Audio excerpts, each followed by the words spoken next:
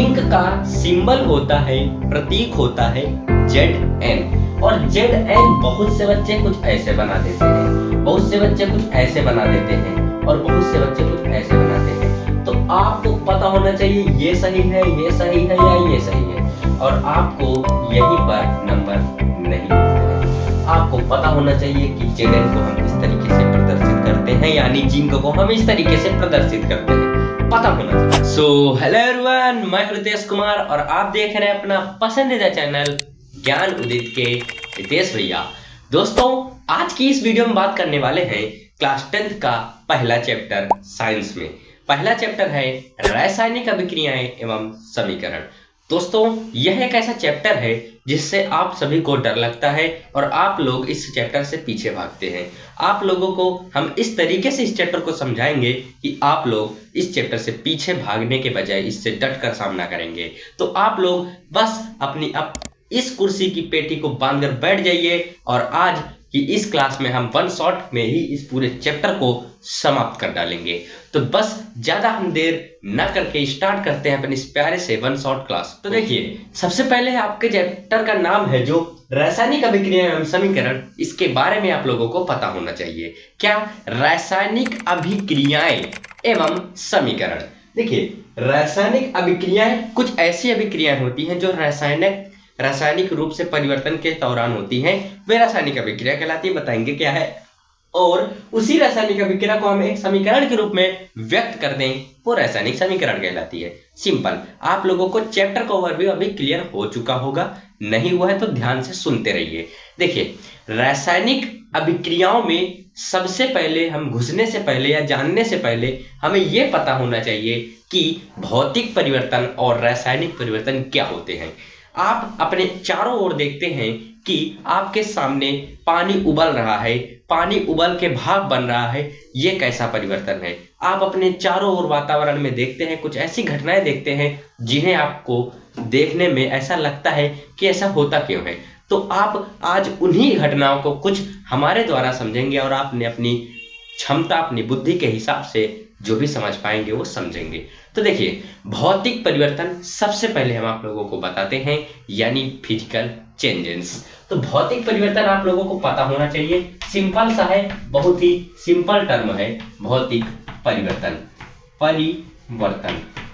तो भौतिक परिवर्तन यानी इसके भौतिक, किसी भी पदार्थ का यदि भौतिक परिवर्तन हो रहा है तो हम उस पदार्थ के भौतिक गुण को देखेंगे। अब भौतिक गुण क्या होते हैं ये आपको पता होना चाहिए। अब मान लीजिए इस चौक है, इस चौक का जो बाहरी से अगर हम आकार देखें तो ये सिलेंडर का आकार का है।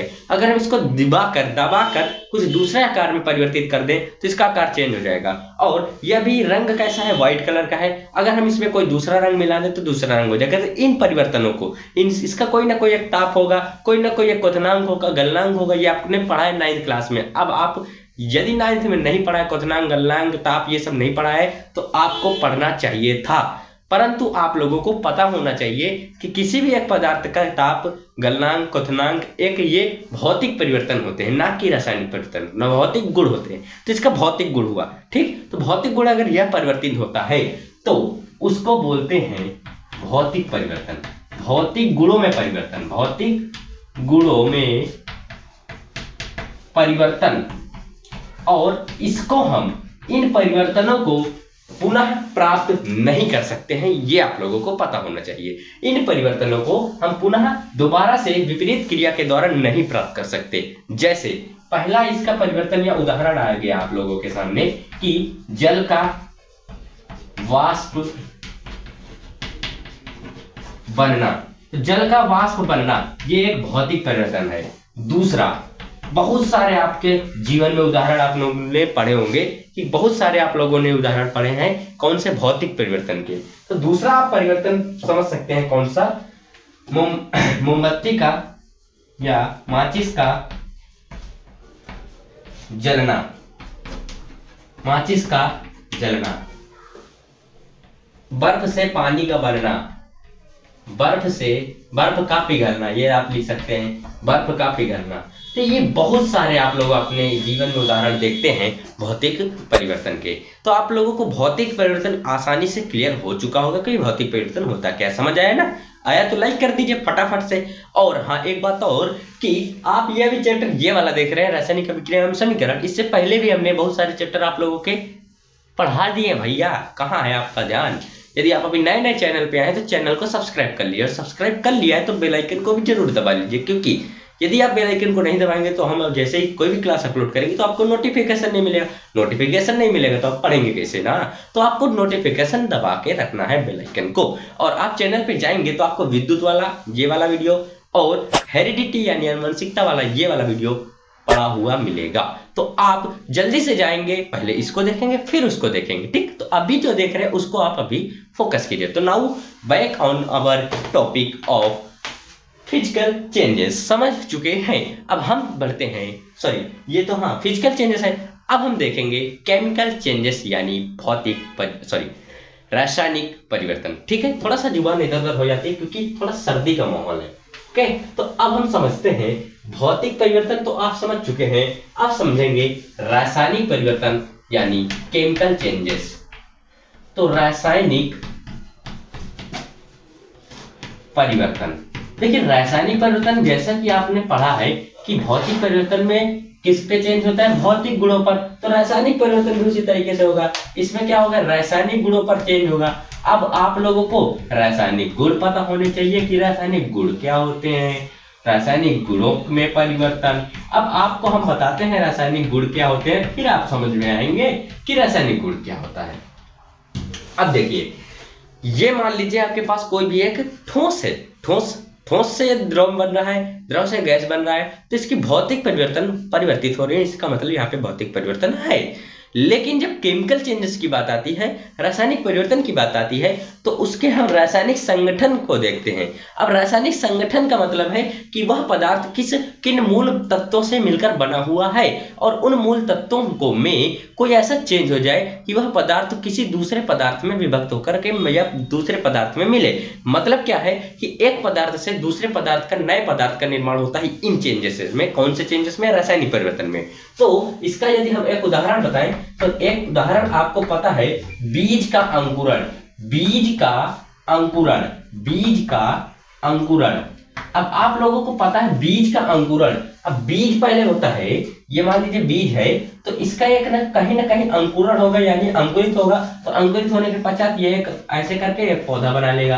तो इस तरीके से इसका ये जो परिवर्तन हो रहा है, तो इस परिवर्तन को हम बोल सकते हैं बीज का अंकुरण, और इस परिवर्तन को हम बोल सकते हैं रासायनिक परिवर्तन। क्यों बोल सकते हैं, क्योंकि इसके यहाँ पे ये बीज था, बीज से पौधा बन रहा है, बीज से नया चीज बन रहा है, नई चीज बनने को ही हम क्या बोलते हैं, रासायनिक परिवर्तन बोलते हैं। समझ आया आपको, आया होगा। अब देखिए दूसरा भी हम उदाहरण ले सकते हैं, मोमबत्ती का जलना, मोमबत्ती का जलना। अब मोमबत्ती के जलने के हिसाब से इसमें दो परिवर्तन होते हैं, मतलब दो परिवर्तन का अर्थात यहाँ पे है रासायनिक परिवर्तन भी होगा और भौतिक परिवर्तन भी होगा। अब आप लोग सोच रहे होंगे हैं ऐसा कैसे हो सकता है। अब मान लीजिए ये हमारे पास मोमबत्ती है, ये जल रही है, ठीक। अब ये जल रही है, अब जलने के साथ इसमें धुआं निकल रहा होगा, धुआं जानते हैं ना, धुआं, हाँ, गैस निकल रही है। तो वह गैस कैसी होगी, कार्बन डाइऑक्साइड हो सकती है, कोई भी अन्य गैस हो सकती है। तो वह गैस निकल रही है, मतलब कोई नया उत्पाद बन रहा है, मोमबत्ती से नया उत्पाद बन रहा है। वो उत्पाद किसी भी रूप में हो सकता है, पदार्थ की किसी भी अवस्था में हो सकता है, ठोस में भी हो सकता है, द्रव में भी हो सकता है, गैस में भी हो सकता है, या किसी भी, तीन ही अवस्थाएं होती है ना, तो तीन में ही होगा भाई, कहां ज्यादा आप सोच रहे हैं। तो गैसीय अवस्था में कार्बन डाइऑक्साइड का उत्पाद बन रहा है, यानी यहाँ पर एक रासायनिक परिवर्तन हो रहा है।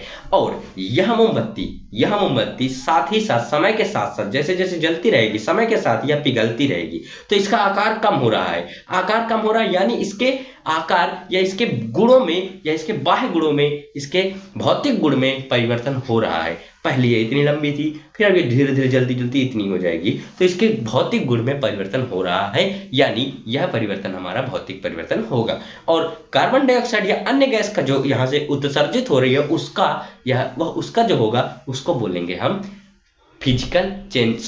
केमिकल चेंजेस यानी रासायनिक परिवर्तन। बात समझ गए हैं ना। इतनी बात यदि आप लोगों को समझ आती है तो बहुत इंपॉर्टेंट है, बहुत ही जरूरी है, आप लोगों को आनी भी चाहिए। तो आज हम आप लोगों से आशा करते हैं कि आप लोगों ने इन दोनों टॉपिक को आराम से कवर कर लिया होगा। अब हम आगे बढ़ते हैं, आगे देखते हैं क्या होता है रासायनिक अभिक्रियाएं। हो ही नहीं करना है, ध्यान से पढ़ना है। तो देखिए अब अगला टॉपिक है आप लोगों का, जैसे चैप्टर का नाम है रासायनिक अभिक्रियाएं, लेकिन अभिक्रियाएं से पहले हमें अभिक्रिया समझना पड़ेगा, तो हम वही समझेंगे।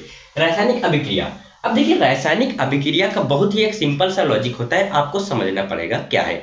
अब मान लीजिए आपके पास कोई भी दो या दो से अधिक पदार्थ हैं, आप उनको मिलाते हैं, कोई हमको नई चीज मिल जाती है। आप दो से अधिक पदार्थों को मिलाते हैं, कोई नई चीज मिल जाती है। एक भी मिल सकती है, कई सारी भी मिल सकती है नई चीज।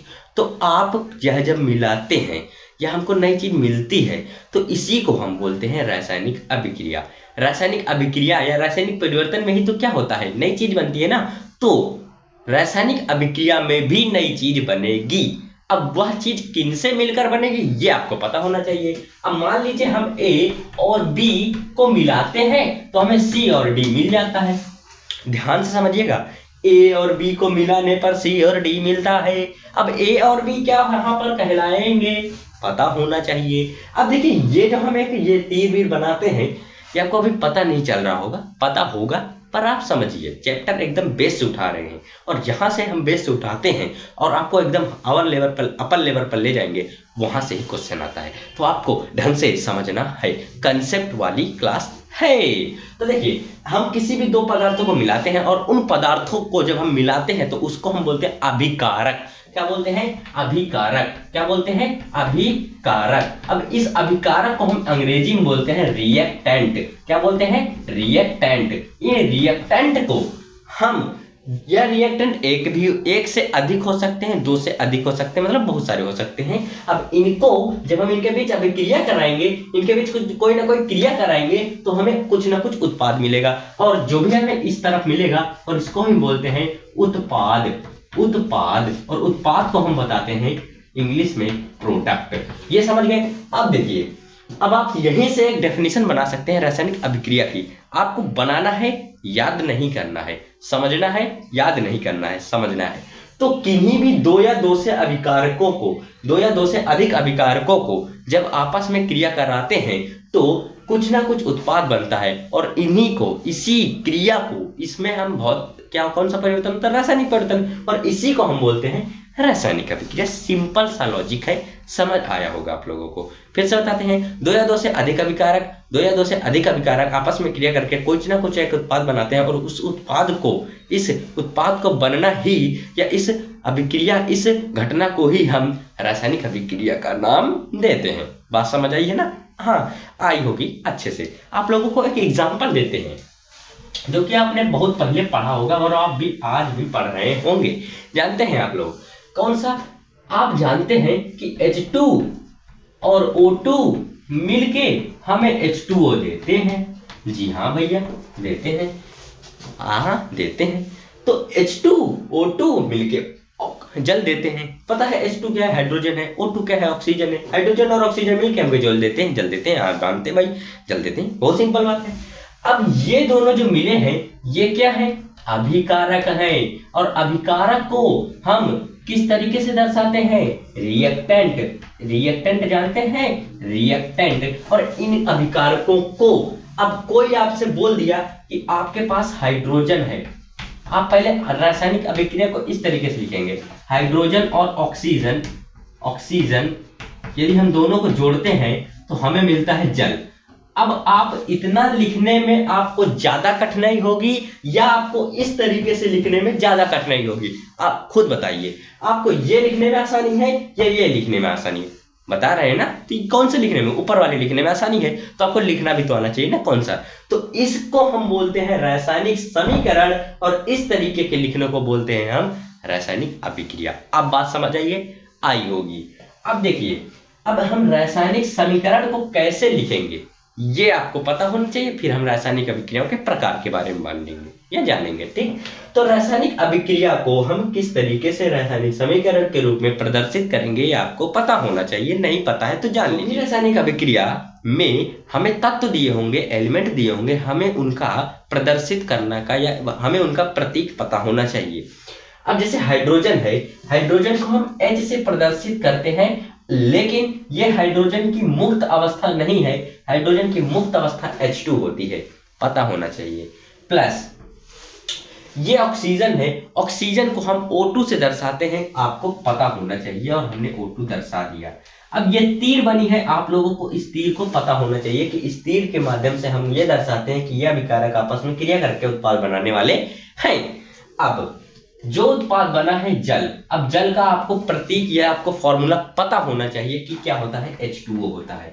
अब यहां पर आप एक बात नोटिस कर पा रहे होंगे कि यहां पर H2O के सामने 2 लिखा है, लेकिन यहां नहीं लिखा है, नोटिस की। और यहां पर H2 के बगल में 2 यहां लिखा है, परंतु यहां नहीं लिखा है। इसका कारण क्या है आपको बताते हैं। आपने द्रव्यमान संरक्षण का नियम पढ़ा है ना 9th क्लास में, तो वही तो लग रहा है भाई। अभिक्रियाओं को जब हम संतुलित करते हैं या अभिक्रिया को हम जब भी कोई रासायनिक अभिक्रिया लिखते हैं और उसको हम समीकरण के रूप में फॉर्म करते हैं, लिखते हैं, प्रदर्शित करते हैं, तो उसमें एलिमेंट्स जो बाईं तरफ है यानी अभिकारक की तरफ है और जो एलिमेंट्स दाईं तरफ है यानी उत्पाद की तरफ है, उन एलिमेंट्स का जो क्या भार है या उन एलिमेंट्स की जो संख्या है दोनों तरफ बराबर होनी चाहिए। अब मान लीजिए आपके पास तराजू है, एक तरफ ज्यादा भार लटका देंगे, एक तरफ कम लटका देंगे, तो भार वाला ज्यादा लटकेगा ना, इसलिए हमें दोनों बराबर रखने हैं ताकि ये दोनों बराबर रहें।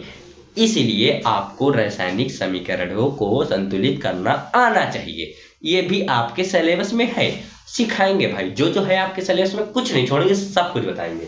तो आपको इतना समझ आया कि किस तरीके से हम रासायनिक अभिक्रिया को रासायनिक समीकरण के रूप में प्रदर्शित करेंगे, समझ आया है। बहुत सिंपल बात है। दूसरी एक हम रासायनिक अभिक्रिया लिखते हैं और उसको दोबारा से आपको रासायनिक समीकरण के रूप में प्रदर्शित कराते हैं, फिर आपको उसके बाद हम बताते हैं कि रासायनिक समीकरणों को कैसे हम संतुलित करते हैं। समझ गए? ठीक है, समझ गए। तो आइए देखते हैं अपनी दूसरी रासायनिक अभिक्रिया। तो देखिए दूसरी समीकरण लिख दी है, क्या है, समीकरण नहीं है, अभिक्रिया है। आपको पता होना चाहिए कि जब हम ऐसे व्यक्त करते हैं तो अभिक्रिया होती है, लेकिन जब हम प्रतीक के रूप में व्यक्त करते हैं तो समीकरण होती है, पता होना चाहिए, बताया है हमने। हाँ, तो ये जिंक है। जिंक और तनु सल्फ्यूरिक अम्ल जब आपस में क्रिया करते हैं तो हमें देते हैं जिंक सल्फेट और हाइड्रोजन गैस। पता है, मालूम चल गया, यही तो रासायनिक अभिक्रिया है। लेकिन अब हमें इसे व्यक्त करना है रासायनिक समीकरण के रूप में, तो कैसे करेंगे, पता होना चाहिए, तो पता करते हैं। देखिए जिंक का सिंबल होता है, प्रतीक होता है Zn, और Zn बहुत से बच्चे कुछ ऐसे बना देते हैं, बहुत से बच्चे कुछ ऐसे बना देते हैं, और बहुत से बच्चे कुछ ऐसे बनाते हैं। तो आपको पता होना चाहिए ये सही है, ये सही है या ये सही है, और आपको यहीं पर नंबर नहीं मिलते हैं। आपको पता होना चाहिए कि Zn को हम इस तरीके से प्रदर्शित करते हैं, यानी जिंक को हम इस तरीके से प्रदर्शित करते हैं, पता होना चाहिए। और यदि आपको नहीं पता था तो अब पता हो गया, आपको कोई घबराने वाली बात नहीं है। अब देखिए जिंक को हमने कैपिटल Z और स्मॉल n से प्रदर्शित कर दिया, प्लस का साइन लगा दिया। अब यहाँ पे आपको जिंक की अवस्था भी पता होनी चाहिए। यहाँ पे अवस्था नहीं पता है, लेकिन आपको पता होनी चाहिए। यदि आपको रासायनिक अभिक्रिया में दिया है यहाँ पे जिंक, यहाँ पे सॉलिड दिया होगा ठोस जिंक, तो आपको ठोस के लिए S लगा देना है इस तरीके से ब्रैकेट में। यदि कोई भी पदार्थ लिक्विड अवस्था में दिया तो ब्रैकेट में L लगा देंगे, और यदि कोई पदार्थ गैस है, गैसीय स्टेट में है, तो आप ऐसे ब्रैकेट में G लगा देंगे। अब मान लीजिए जिंक आपके पास लिक्विड अवस्था में तो आप ऐसे लगाएंगे, जिंक आपके पास गैसीय अवस्था में तो आप इस तरह से लगा देंगे। और यदि जिंक आपके पास सॉल्यूशन के रूप में है, एक्वस के रूप में है, आप इस तरीके से, इसका जलीय विलयन है, तो आप इस तरीके से इसको प्रदर्शित कर देंगे। तो आपको इन सिंबल्स को पता होना चाहिए कि कहां पर हम इन सिंबल्स का यूज करते हैं। ठीक, पता हो गया। यदि S होगा तो मतलब ठोस अवस्था में होगा, L होगा यानी लिक्विड होगा यानी द्रव अवस्था में होगा, G होगा यानी हमको पता है कि गैसीय अवस्था में होगा, और यदि AQ होगा तो यानी इस पदार्थ का, इस सिंबल का यह जलीय विलयन होगा। बात समझ गए? ठीक है, अच्छी बात है। अब देखिए हमारे पास, हमको यहाँ पे दिया नहीं है इस अभिक्रिया में कि इसकी अवस्था क्या है, तो हम नहीं लिखेंगे, पता होना चाहिए, इसलिए आपको बता दिया। अब जिंक प्लस, अब यहाँ पे तनु सल्फ्यूरिक अम्ल लिखा है। सल्फ्यूरिक अम्ल का फॉर्मूला तो होता है H2SO4, और आप यहाँ पे ध्यान दीजिएगा H के नीचे 2 S कैपिटल होना चाहिए, O जो होगा वो S के बराबर बनना चाहिए, और 4 O के नीचे होना चाहिए। इस तरीके से ही आपको इस फॉर्मूले को लिखना है। अब यहाँ पे तनु लिखा है। तनु यानी क्या होता है, जहां पर कोई भी यदि अम्ल होता है या तो क्षार होता है तो उसको हम यदि जल में मिला देते हैं, जल की कुछ मात्रा उसमें मिला देते हैं तो वह तनु हो जाता है। और यदि हम उसमें जल की मात्रा ना मिलाएं तो वह कंसंट्रेट यानी सांद्र कहलाता है। आपने 9th क्लास में पढ़ा होगा। तो तनु को हम दिखाते हैं DIL यानी डाइल्यूट, और यदि यहाँ पे सांद्र होता तो कंसंट्रेट यानी CONC, ऐसे कुछ पॉइंट रख के और आप इस तरीके से इसको दिखा देते कि हाँ ये हमारा है कंसंट्रेट H2SO4 और ये हमारा है तनु SO2SO4 यानी तनु सल्फ्यूरिक अम्ल। तो तनु वाले को आप डाइल्यूट इस तरीके से दिखाएंगे और आप सांद्र वाले को इस तरीके से दिखाएंगे। क्वेश्चन में हमें बोला है क्या बोला है, तनु सल्फ्यूरिक अम्ल, तो आपने डाइल्यूट से दिखा दिया, सिंपल। अब आगे बढ़ेंगे। आगे हमको अभिक्रिया में तीर दी है, तीर बना लिया। अब लिखा है जिंक सल्फेट। अब आपको इतना पता होना चाहिए तो आगे को आपको खुद कर लेना चाहिए, आपको यहाँ दिया हो या न दिया हो आपको पता होना चाहिए। आपसे यहाँ पे पूछ भी सकता है, ऐसे एग्जांपल भी पूछते हैं कि यहाँ पे आपको ऐसे खाली डिब्बा दे देगा, आपसे पूछेगा कि यहाँ पे क्या आएगा, तो आपको बताना पड़ेगा। कैसे बताएंगे, देखिए हम बताते हैं ना। देखिए अब आगे क्या बनेगा, ये आपको पता होना चाहिए कि ये +3 चार्ज होता है, +2 चार्ज भी होता है। तो यह +2 चार्ज यहाँ पे होगा और यह +1 चार्ज होगा और यह -2 चार्ज होगा। ठीक, अब आपको पता है सूत्र कैसे बनते हैं, आपको पता है सूत्र इस तरीके से बनते हैं। किस तरीके से बनते हैं, अब मान लीजिए H2SO4 बनाना है तो ये वाला 2 इस तरफ आ जाएगा और ये वाला प्लस इस तरफ आ जाएगा, मतलब H के नीचे 2 आ जाएगा और SO4 के नीचे 1 आ जाएगा। ये 1 से मल्टीप्लाई करेंगे तो 4 ही जाएगा, बस इतना। इस तरीके से हम सूत्र बनाते हैं, तो इसी तरीके से हम इसका सूत्र बनाएंगे। लेकिन आपको यहाँ पे ज्यादा झंझट नहीं करना है, अभी आपको जो क्वेश्चन ने दिया है हम वही करेंगे, बाद में आपको बताएंगे, या अभी बता ही दिए हैं कैसे। तो आपको यहाँ पे क्या बनाना है, जिंक सल्फेट। तो जिंक ये लिखा, इसके ऊपर +2 चार्ज होता है और सल्फेट के अंदर -2 चार्ज होता है। अब ये वाला चार्ज इधर आएगा और ये वाला चार्ज इधर आएगा, तो Zn2SO4 का होल ट्वाइस। इस तरीके से आपको पता होना चाहिए बनते हैं। और यदि हम इनका अनुपात निकालेंगे, ये दोनों कट जाएंगे, हमारे पास फॉर्मूला आएगा ZnSO4, ये फॉर्मूला आ जाएगा। तो ये है हमारा जिंक सल्फेट का फॉर्मूला। इस तरीके से आप बनाएंगे, ठीक, बात समझ गए। तो आप अब आगे लिखेंगे क्या, ZnSO4, ZnSO4। अब आगे बढ़ेंगे। अब देखिए हाइड्रोजन और साथ में लिखा है गैस, तो आपको हाइड्रोजन का इस तरीके से बना देना है। H2 अवस्था में हाइड्रोजन होता है, पता होना चाहिए। और गैस दिया है इसलिए आप ब्रैकेट में G लगा देंगे। और कहीं पर भी आपको उत्पाद के रूप में गैस मिल रही हो तो आप उसके साथ में इस तरीके का तीर लगा देंगे कि यह तीर यही दर्शाता है कि यह जो गैस है वह उत्पाद के रूप में प्राप्त हो रही है और यह गैस फुर्र से उड़ रही है, यानी उड़ जा रही है, उड़ गई है। और यदि आपके पास यहाँ पर इस तरीके का तीर मिले तो आप ये समझिएगा कि वह उत्पाद में जो हमें पदार्थ मिला है या सब्सटेंस मिला है वह वहीं पर रह चुका है, वह उड़ नहीं पाया है। ठीक, इस तीरों का आपको पता होना चाहिए कि तीर का मतलब क्या होता है। अब यहाँ पर इस अभिक्रिया में कुछ ना कुछ उत्प्रेरक भी काम आते हैं। उत्प्रेरक, अब उत्प्रेरक क्या होते हैं, उत्प्रेरक एक ऐसे सब्सटेंस होते हैं, एक ऐसे पदार्थ होते हैं जो अभिक्रिया की दर को बढ़ाते हैं और अभिक्रिया की दर को घटाते भी हैं। कुछ ऐसे उत्प्रेरक होते हैं जो अभिक्रिया की दर को बढ़ाते हैं और कुछ ऐसे उत्प्रेरक होते हैं जो अभिक्रिया की दर को घटाते हैं। बात समझ गए, ठीक है। अब आप लोगों को यहाँ पर क्लियर हो गया होगा, क्रिस्टल क्लियर हो गया होगा कि रासायनिक अभिक्रिया और रासायनिक समीकरण क्या होती है। समझ गए है ना, बहुत ही आराम से समझ आया हमने और समझ भी आया होगा आप लोगों को। अब हम जानेंगे कि रासायनिक समीकरण को हम बैलेंस कैसे करते हैं। ठीक है, तो आइए देखते हैं कैसे करेंगे रासायनिक समीकरण को बैलेंस यानी संतुलित। तो देखिए, रासायनिक समीकरण का संतुलित करना या रासायनिक समीकरण को संतुलित करना। अब आपके मन में क्वेश्चन आ रहा होगा, रासायनिक समीकरण को संतुलित क्यों करते हैं, और ये क्वेश्चन आपके मन के साथ साथ बोर्ड में भी आता है। हाँ आता है भाई, आता है पक्का, और इस बार भी आएगा, ध्यान दीजिए। तो यह क्वेश्चन आपके मन में आया, बहुत ही अच्छी बात है, क्योंकि यह क्वेश्चन आपके बोर्ड में भी आता है। जो आपके बोर्ड में आता है, यदि आपके मन में आ रहा है तो बहुत ही सिंपल बात है, आप अच्छे से पढ़ रहे हैं। तो रासायनिक समीकरण को संतुलित करना इसलिए आवश्यक है क्योंकि आपने द्रव्यमान संरक्षण का नियम पढ़ा है कि द्रव्यमान को ना ही हम उत्पन्न कर सकते हैं और ना ही नष्ट कर सकते हैं, केवल एक रूप से दूसरे रूप में परिवर्तित यह कर सकते हैं, परिवर्तित कर सकते हैं, ना ही उत्पन्न कर सकते हैं और ना ही नष्ट कर सकते हैं। तो वही यहाँ पे लॉजिक लगेगा। अब मान लीजिए आपके पास कोई एक ऐसी समीकरण लिखी है जो असंतुलित है।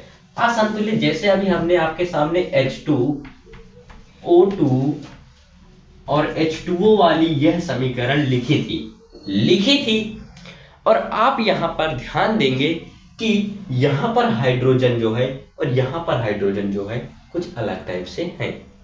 ध्यान दीजिए, पहले मेरी बात को समझिए। यहां पर हाइड्रोजन के 2 परमाणु हैं, यहां पर भी हाइड्रोजन के 2 परमाणु हैं। हाँ ठीक है, हाइड्रोजन बैलेंस है, हमें कोई दिक्कत नहीं है। यहां पर ऑक्सीजन के 2 परमाणु हैं, यहां पर ऑक्सीजन का केवल 1 परमाणु है। बस यहीं पे तो खेला हो गया आप लोगों के साथ कि यहीं पर तो यह रासायनिक समीकरण संतुलित है, यहीं पर तो द्रव्यमान संरक्षण के नियम का विरोध हो गया और यहीं पर यह संतुलित यह समीकरण असंतुलित हो गई। और इन असंतुलित समीकरणों को ही कंकाली समीकरण कहा जाता है। याद रखिए इस पॉइंट को, क्योंकि यह पॉइंट पिछले वर्ष आपके एग्जाम में पूछा गया है कि कंकाली समीकरण किसको कहते हैं। जो संतुलित नहीं होती है समीकरण, उन्हीं समीकरण को हम कंकाली समीकरण कहते हैं। समझ गए? तो अब यहाँ पे हाइड्रोजन की मात्रा या हाइड्रोजन के 2 परमाणु हैं, हाँ यहाँ पर भी 2 हैं। अब आपको यह चेक करना है जो ऑक्सीजन के 2 परमाणु हैं, क्या वो ऑक्सीजन के परमाणु इधर हैं? हाँ है, लेकिन एक कम है। तो आपको कुछ इस तरीके से जोड़ घटाना बिठाना होगा कि यहाँ पर भी ऑक्सीजन के परमाणु बराबर हो और यहाँ पर भी ऑक्सीजन के परमाणु बराबर हो, यहाँ पर भी हाइड्रोजन के परमाणु बराबर हो और यहाँ पर भी हाइड्रोजन के परमाणु बराबर हो। तो आपको यहाँ पर जोड़ घटाना करना पड़ेगा, गणित बिठानी पड़ेगी। इसके लिए हम आपको एक सिंपल सा मेथड बताते हैं। जो लेफ्ट साइड होता है, लेफ्ट साइड जितने भी आपके पास परमाणु लिखे हों आप उसको इस तरीके से नोट कर लीजिए, और जो आपके पास राइट साइड परमाणु हैं वो तो यही होंगे, क्योंकि जितने लेफ्ट साइड होंगे वही राइट साइड होंगे, वो तो आपको पता है। अब आपको लेफ्ट साइड वाले जितने परमाणु हैं उनके नंबर और जो राइट साइड वाले जितने परमाणु हैं उनके नंबर यहाँ पे आपको नोट करने होंगे। अब आपको कुछ इस तरीके से कॉलम बना लेना होगा, यदि बनाना चाहे तो बना लीजिए, सिंपल सा है। अब यहाँ पर आपको वो अवस्था लिखनी है जो आपके क्वेश्चन में दे रखी है, और यहाँ पर आपको वो अवस्था लिखनी है, वो नंबर लिखने हैं जो आपको खुद से निकालनी है। तो सिंपल है। देखिए हाइड्रोजन की मात्रा कितनी है? 2। ऑक्सीजन की मात्रा कितनी है? 2। ये आपके क्वेश्चन में दे रखी है। और उत्पाद यहाँ पे ध्यान दीजिए, ये उत्पाद का है और ये अभिकारक का है, ये भी आप लिख सकते हैं, सिंपल सी बात है, लिख सकते हैं ना, क्या दिक्कत है। तो उत्पाद में हाइड्रोजन कितने हैं? 2 और उत्पाद में ऑक्सीजन 1 है। तो आपको यहाँ पर देखिए 2 ये तो बैलेंस हो रहा है, लेकिन 2 और 1 ये बैलेंस नहीं हो रहा है। तो इसको बैलेंस करने के चक्कर में हम यहाँ पे 2 लगा देंगे। अब 2 लगा देंगे तो यहाँ पर ये तो बैलेंस हो जाएगा, लेकिन अब इसमें ध्यान दीजिए, 2 लगाने का मतलब हम 2 से इसको गुणा करा दें, और जैसे ही हम 2 को यहाँ पर गुणा कराएंगे तो ये ऑक्सीजन तो बैलेंस हो जाएगा, ऑक्सीजन तो 2 हो जाएंगे, ऑक्सीजन 2 परमाणु हो जाएंगे इधर भी और इधर भी। लेकिन ऑक्सीजन के साथ जब हम ऑक्सीजन बैलेंस कर लेंगे तो हाइड्रोजन यहाँ पे विस्थापित मतलब गड़बड़ हो जाएगा, हाइड्रोजन यहाँ पे 4 परमाणु हो जाएंगे और हाइड्रोजन के इधर 2 ही परमाणु बचेंगे। तो हाइड्रोजन के तुरंत इधर कितने परमाणु हो जाएंगे? 4, और इधर कितने हैं? 2। अब यहाँ पे अगर हम 2 यहाँ पे लगा दें तो 2 दूनी 4, यानी यहाँ पर भी हमारे पास कितने परमाणु हो चुके हैं? 4। क्या बात समझ आई है? कम आई होगी। फिर से समझिए, यदि आपको ये वाला मेथड नहीं समझ आया तो आप ऐसे ही कर लीजिए। ध्यान दीजिए, ध्यान दीजिए, ध्यान दीजिए। दूसरा हम आपको कोई उदाहरण लेके बताते हैं, तब आप लोगों को ज्यादा अच्छे से समझ आएगा। अब मान लीजिए C6H12, यहाँ पे ये वाला उदाहरण लेते हैं, बहुत ही सिंपल और बहुत ही लॉजिकल उदाहरण है। H2O, C6H12O6 धन O2H2O, ये आप लोगों के पास एक समीकरण लिखी है। अब ये वाला पार्ट आप लोगों का है उत्पाद वाला साइड, और ये वाला साइड है आपका अभिकारक वाला साइड। अब आपको यहाँ पे ध्यान देना है कि यहाँ पे कार्बन की 1 परमाणु है, यहाँ पे कार्बन का 6 परमाणु है। तो आप यहाँ पे कार्बन का 1 है, यहाँ पे 6 है, यहाँ पे ऑक्सीजन के 2 है, यहाँ पे 1 है, 2 और 1 मिलकर 3 हो गए, और यहाँ पे ऑक्सीजन के 6 ये है, 7 और 7 2 9 ये हो गए। डिस्टर्बेंस है, यहाँ पे हाइड्रोजन का 2 है, यहाँ पे हाइड्रोजन के 12 हैं और ये 2 14 हो गए। डिस्टर्बेंस है, तो आपको पता है कुछ ना कुछ तरीके से ये हमारी कंकाली समीकरण है, यानी यह संतुलित समीकरण है जिसको हमको संतुलित करना है। तो कार्बन का यहाँ पर कितने परमाणु है? 1, यहाँ पे 6, तो इधर हमें 6 कर देंगे। तो जैसे ही हम इधर 6 करेंगे तो अब ध्यान दीजिए, कार्बन तो हमारा बैलेंस हो गया, कार्बन तो हमारा बैलेंस हो गया, लेकिन अब दूसरा परमाणु देखेंगे। दूसरा परमाणु देखेंगे कौन सा? हाइड्रोजन। पहले हाइड्रोजन को देखेंगे फिर ऑक्सीजन को देखेंगे। हाइड्रोजन यहाँ पे कितने हैं? 2 हैं, यहाँ पे हाइड्रोजन 12 है और यहाँ पे 2 और हैं, 2 और हैं। तो हम हाइड्रोजन से पहले ऑक्सीजन पे आते हैं। देखिए जैसे ही हमने यहाँ पे कार्बन बैलेंस किया तो कार्बन बैलेंस हो गया। अब हम देखेंगे ऑक्सीजन को, तो 6 दूनी 12 ऑक्सीजन यहाँ हुए और यहाँ पे कितने हो गए? 13। अब यहाँ पे ऑक्सीजन देखिए 6, 6 1 7, 7 2 9। अगर हम यहाँ पे 6 लगा दें और यहाँ पर भी 6 लगा दें तो 6 दूनी 12 ऑक्सीजन ये और 6 दूनी 12 ये, 6 ये 18 और 6 18 6 18 6 कितने होते हैं? 22 होते हैं। तो 22 ऑक्सीजन कुल मिला के हमें उत्पाद के साइड में मिल चुके हैं और उन्हीं को हमें अब इस तरह संतुलित करना है। तो यहाँ पे देखिए ये कितना हो जाएगा, ये कितना हो जाएगा, ये कितना हो जाएगा बताइए? ये हो जाएगा 6 दूनी 12 ऑक्सीजन ये, और अगर हम इधर 12 से मल्टीप्लाई करा दें तो 12 12 हो जाएंगे 24। तो 24 ऑक्सीजन इस तरफ भी हो गए और 24 ऑक्सीजन इस तरफ भी हो गए। जोड़ लीजिए, ध्यान दीजिए, 6 ऑक्सीजन 6 ऑक्सीजन 6 6 12 और 6 दूनी 12 और 12 मिलके हो जाते हैं 24। तो 24 ऑक्सीजन आपके उत्पाद की तरफ भी हो गए और 24 ऑक्सीजन आपके अभिकारक की तरफ भी हो गए। तो आपका ऑक्सीजन बैलेंस हो गया।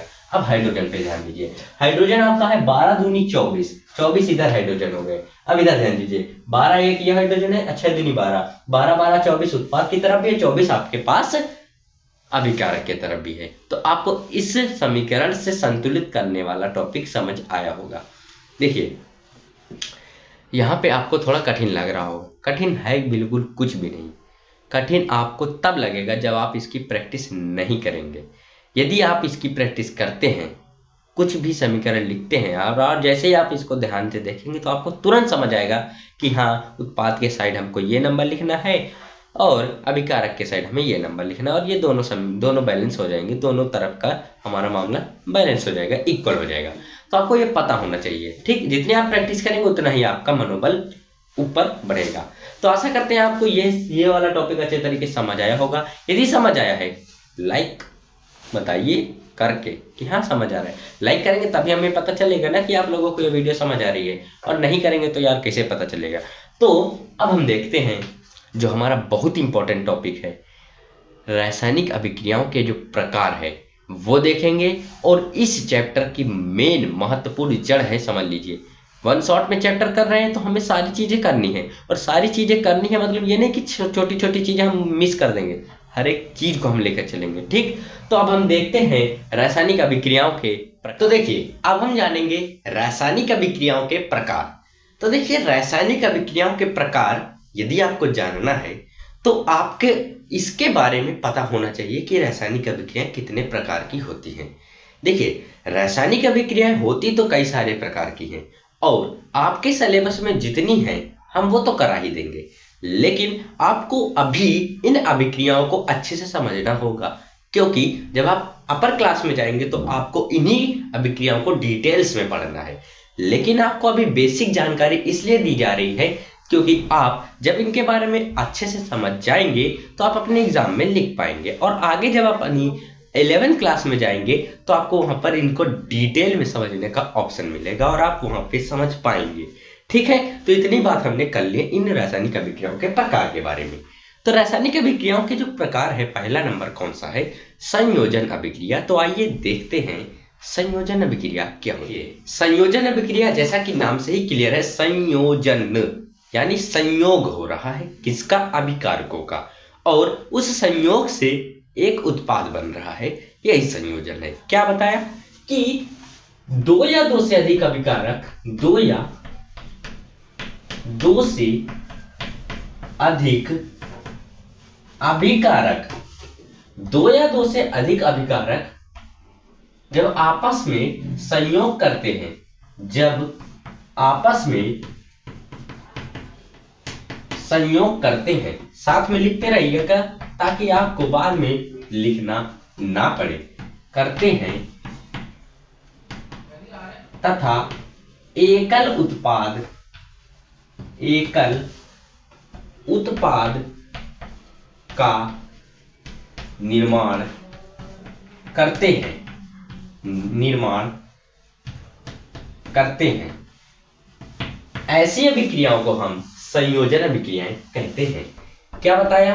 दो या दो से अधिक अभिक्रियाएं या दो या दो से अधिक अभिकारक जब आपस में संयोग करते हैं तो एकल उत्पाद का निर्माण करते हैं, तो वही हमारा संयोजन अभिक्रिया है। कैसे? अब इसको हम समीकरण के रूप में आपको दर्शाते हैं। इसका एक एग्जाम्पल, हर एक अभिक्रिया का आपको एग्जाम्पल जरूर पता होना चाहिए, तो पता होना चाहिए तो आपको पता भी होगा। अब मान लीजिए आपके पास मैग्नीशियम है, ठीक है, आपने इसको ऑक्सीजन की उपस्थिति में जला दिया। आपने इसको क्या किया? ऑक्सीजन की उपस्थिति में जला दिया, तो आपको मिला क्या? मैग्नीशियम ऑक्साइड मिला। मैग्नीशियम ऑक्साइड मिल गया, तो आपको मैग्नीशियम ऑक्साइड मिल गया। अब ये तो है रासायनिक अभिक्रिया, अब हमें इसे प्रदर्शित करना है रासायनिक समीकरण के रूप में। तो मैग्नीशियम को हम M और G से दर्शाते हैं और ऑक्सीजन को हम AO2 से दर्शाते हैं। तीर के माध्यम से मैग्नीशियम ऑक्साइड बन रहा है और MgO हमने दर्शा दिया। सिंपल है। अब यहाँ पे ऑक्सीजन 2 है, यहाँ पे ऑक्सीजन 1 है, तो ऑक्सीजन को 2 कर दिया और ऑक्सीजन को 2 करने के चक्कर में मैग्नीशियम 2 हो गए और मैग्नीशियम हमने यहाँ पे 2 कर दिया। अब ये जो संतुलित समीकरण लिखी है ये हमारी है संतुलित रासायनिक समीकरण। अब इसको याद करिएगा, तो आप जब मैग्नीशियम और ऑक्सीजन को मिलाते हैं तो आपको मैग्नीशियम ऑक्साइड मिलता है। यहाँ पे वही लिखा है, दो या दो से अधिक अभिकारक जब आपस में संयोग करते हैं तथा एकल उत्पाद का निर्माण करते हैं और संयोजन अभिक्रिया कहलाती है। तो ये अभिकारक हो गया, एक ये अभिकारक हो गया, ये दोनों मिलकर के एक नया उत्पाद बना रहे हैं। केवल एक ही उत्पाद बनना चाहिए, ये ध्यान रखिएगा। वही संयोजन अभिक्रिया होगी जिसमें केवल एक उत्पाद बने। तो दो या दो से अधिक अभिकारक मिलके एक उत्पाद का निर्माण कर रहे हैं, यानी यहाँ पे संयोजन अभिक्रिया है। बात समझ गया संयोजन अभिक्रिया के बारे में? ठीक है, तो आइए अब देखते हैं दूसरी अभिक्रिया जिसका नाम है वियोजन अभिक्रिया। तो देखिए, जैसा नाम था संयोजन का क्या काम था? संयोग करके एक उत्पाद बनाना। उसी तरह इसका काम है कि एक उत्पाद को या एक अभिकारक से कई अनेक उत्पादों में विभक्त करना। अब देखिए, एक क्वेश्चन आता है कि क्या जो संयोजन अभिक्रिया है उसका विपरीत होती है वियोजन अभिक्रिया? सिंपल है, हाँ जरूर, क्योंकि संयोजन अभिक्रिया में दो या दो से अधिक अभिकारक मिलकर एक उत्पाद बनाते थे, लेकिन वियोजन अभिक्रिया में एक ही अभिकारक मिलकर कई उत्पादों में विभक्त होगा। यही है वियोजन अभिक्रिया। और वियोजन अभिक्रिया बाह्य कारक के द्वारा निर्भर होती है। बाह्य कारक यानी ताप, विद्युत और सूर्य का प्रकाश, ये तीन बाह्य कारक हैं और इन्हीं तीन बाह्य कारकों के नाम पर ही इस अभिक्रिया के तीन नाम बनते हैं। एक विद्युत अपघटनीय अभिक्रिया, दूसरी ऊष्मीय वियोजन और तीसरी प्रकाशीय वियोजन। तो इन तीनों वियोजन को हम समझेंगे और ध्यान से समझेंगे। तो पहला वियोजन हम समझते हैं ऊष्मीय वियोजन। तो ऊष्मीय वियोजन, अब पहले आपको वियोजन का मतलब तो समझ गए ना कि एक अभिकारक होगा, उससे हमें नए 2-3 उत्पाद बन जाएंगे, वही हमारा वियोजन हो जाएगा। तो अब ऊष्मीय वियोजन का मतलब है, मान लीजिए आपके पास CaCO3 है, आपके पास कैल्शियम कार्बोनेट है। अब आपने इसको गर्म कर दिया। गर्म करने के साइन को हम इस तरीके से दर्शाते हैं तीर के ऊपर, ठीक है, पता होना चाहिए। अब जैसे ही हम इसको गर्म करेंगे तो आपके पास कैल्शियम ऑक्साइड और कार्बन डाइऑक्साइड गैस मिल जाएगी। अब हमने यहाँ पे तीर इसीलिए दर्शाया है, इसीलिए लगाया है कि ये जो गैस बन रही है उड़ गई है, ठीक है। अब यह देखिए, यहाँ पे एक आपके पास अभिकारक था, इस अभिकारक से कितने उत्पाद बने? 2। एक अभिकारक से या एक अभिकारक को टूटने पर कई सारे उत्पाद मिलते हैं, वही वियोजन अभिक्रिया है। अब यह वियोजन किसके द्वारा हो रहा है? ऊष्मा के द्वारा हो रहा है, तो इसी वियोजन को हम बोल देंगे ऊष्मीय वियोजन। ठीक है, बात समझ ही चुके हैं। दूसरी देख लेते हैं। दूसरी हम देखेंगे प्रकाशीय वियोजन। अब प्रकाशीय वियोजन कैसे, देखिए प्रकाशीय वियोजन, प्रकाशीय वियोजन का अर्थ है कि जो अभिकारक होगा ना उसमें प्रकाश डालेंगे, विद्युत वाला नहीं, सूर्य का प्रकाश डालेंगे। तो आपके पास AgCl है, मान लीजिए आपके पास सिल्वर क्लोराइड है और आपने इसमें सूर्य का प्रकाश डाल दिया, सूर्य का प्रकाश। अब आपने इसमें सूर्य का प्रकाश डाल दिया या सूर्य का प्रकाश दिखा दिया, तो अब यह विभक्त हो जाएगा Ag और Cl2 में। अब यहाँ पे 2 लगाएंगे, क्यों? क्योंकि यहाँ पे हमें Cl2 बैलेंस करना है और यहाँ पे भी 2 लगा देंगे, ये बैलेंस हो गई है। ठीक, अब Cl2 एक गैस होती है, इसको हमने तीर के द्वारा दर्शा दिया। अब यह जो समीकरण है संतुलित भी है और यह समीकरण यह दर्शा रही है कि ये सूर्य के प्रकाश है, इसके द्वारा यह एक अभिकारक 2 उत्पादों में विभक्त हो रहा है, यानी यहाँ पे वियोजन हो रहा है। तीसरा देखिए, तीसरा क्या बताया था, विद्युत वाला। तो विद्युत देके हम यहाँ पे क्या करा देंगे, अपघटन करा देंगे, विद्युत वियोजन। विद्युतीय वियोजन भी हो सकता है, विद्युत अपघटन भी हो सकता है। तो आपके पास यहाँ पे H2O होगा, H2O। अब आप इसमें, अब ये वाला साइन ध्यान दीजिए, ये साइन क्या होता है बताएंगे, थोड़ा सब्र कीजिए, ठीक है। अब देखिए ये H2O है, H2O को हम विद्युत देंगे, यहाँ पे विद्युत लिख दीजिएगा, बिजली देंगे, बिजली। विद्युत जानते हैं, नहीं पढ़ा है चैप्टर, ये वाला वीडियो देखेंगे ना, हाँ यही वाला देखेंगे तो पूरा अच्छे से समझ आएगा विद्युत क्या होता है, इलेक्ट्रिसिटी। तो हमने जैसे इसमें इलेक्ट्रिसिटी दी तो आपके पास हाइड्रोजन और ऑक्सीजन मिल जाएंगे, और ऑक्सीजन भी गैस है, हाइड्रोजन भी गैस है, ये दोनों मुक्त हो जाएंगे और आपको पास इस तरीके से इसको बैलेंस कर लेंगे। तो आप यहाँ पर ध्यान से देख पा रहे होंगे कि एक उत्पाद या एक अभिकारक से 2 उत्पाद बन रहे हैं। जरूरी नहीं है कि एक ही उत्पाद से, एक ही अभिकारक से 1 या 2 उत्पाद बने।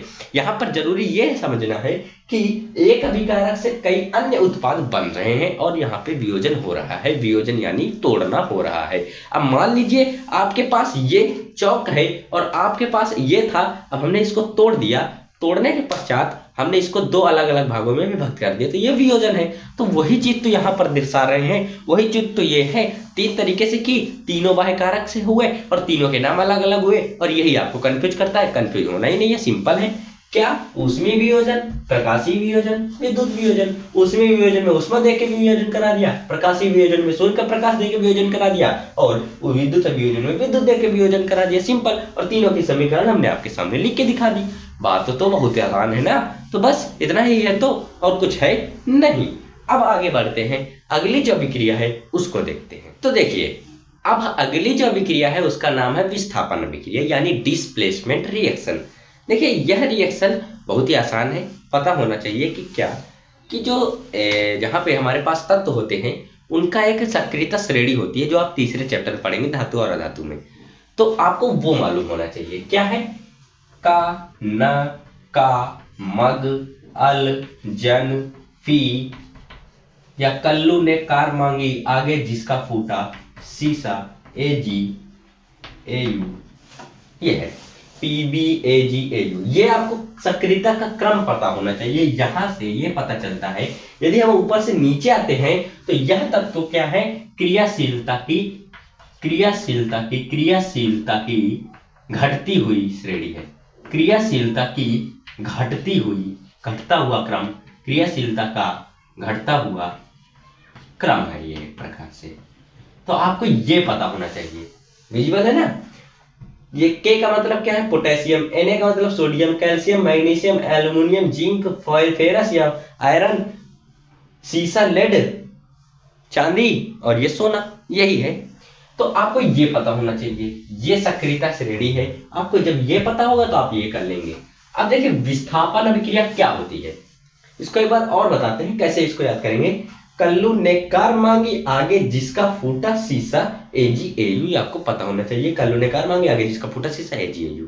या दूसरा का, न, का, मग, अल, जन, फी, Pb, Ag, Au, सिंपल है। बस आपको कुछ भी आप अपने हिसाब से ट्रिक बना सकते हैं, याद करने की कोई दिक्कत है नहीं। अब देखिए विस्थापन अभिक्रिया, विस्थापन से आप समझ क्या रहे हैं कि कहीं पर ये, आप मान लीजिए आपके पास यहाँ पर ये 2 चीजें हैं, दिख रही है ना, तो आपके पास ये ज्यादा भारी है या ये ज्यादा सक्रियता है, ये ज्यादा अभिक्रियाशील है, तो यह जब इधर आएगा तो इसको विस्थापित कर देगा, तो यह इसकी जगह चला गया। क्यों? क्योंकि ये वाला जो है ये इससे कम क्रियाशील है। यहां पे समझिए, अब मान लीजिए कोई ए है और बी है, फिर से समझिए, मान लीजिए ए बी और सी डी मिलकर के डी ए और बी सी बना रहे हैं। ध्यान पूर्वक समझिएगा क्या बताना चाह रहे हैं। ए बी और सी डी मिलकर डी ए और बी सी बना रहे हैं। ठीक है, ठीक है, ओके, कोई दिक्कत नहीं है।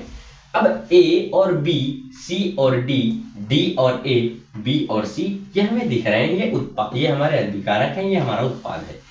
अब यहां पर ए यहां पर डी के साथ मिल रहा है, यानी यहां पर ये जो सी था ये ए से कम क्रियाशील था। समझ पा रहे हैं? यहां पर ए इस डी से मिल रहा है, यानी इस सी को इसने विस्थापित कर दिया। विस्थापित तभी करेगा जब यह सी इस ए से कम क्रियाशील होगा। समझ गए?